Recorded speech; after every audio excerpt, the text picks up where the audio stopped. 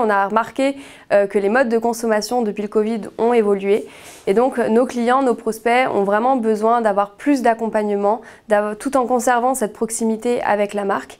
Et donc c'est pour ça qu'on a créé les live conseils et on a aussi comme objectif de s'affirmer en tant qu'expert sur tous les services et sur tous les produits qu'on propose, puisqu'on ne vend pas uniquement du gaz et de l'électricité, on propose également plein d'autres produits et services. Et donc l'objectif, c'est vraiment de se faire connaître.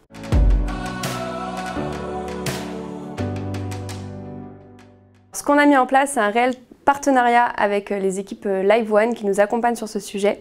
Et donc on va avoir un studio vraiment dédié Engie dans lequel on va enregistrer tous nos lives. Et il y a 3 étapes, le avant, pendant et après. Donc avant, on va préparer le live, donc le script, ce qu'on va dire. On va ensuite préparer tous les onglets qui vont être diffusés lors du live, qui donc du coup sont souvent des liens vers des formulaires à remplir, etc. pour que la personne puisse souscrire. Pendant le live, il y a tout le travail de modération des commentaires et des questions du coup qui sont posées par nos clients et par nos prospects. Et il y a aussi tout le travail de rediffusion en simultané sur les réseaux sociaux. Et après le live, on envoie le replay aux personnes qui ont suivi l'événement.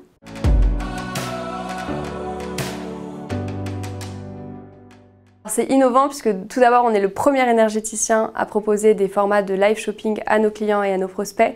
Et c'est innovant puisque comme je vous l'ai dit, on a vraiment adapté le format du live shopping en appelant ça des live conseils. On n'est pas forcément dans un but premier de vente, on est vraiment dans un but de conseil, d'explication et encore une fois d'aider vraiment nos clients et nos prospects à consommer moins et mieux.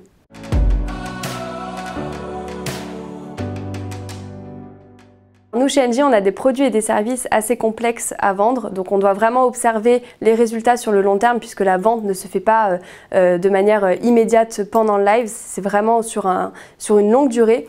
Mais en tout cas, ce qu'on peut déjà regarder en termes de connexion, c'est que sur les lives privés, on a en moyenne une trentaine, quarantaine de personnes connectées. Et sur les lives publics, pour vous donner une idée, là on a un prochain live à venir dans quelques jours et on a déjà plus de 1000 personnes qui se sont inscrites.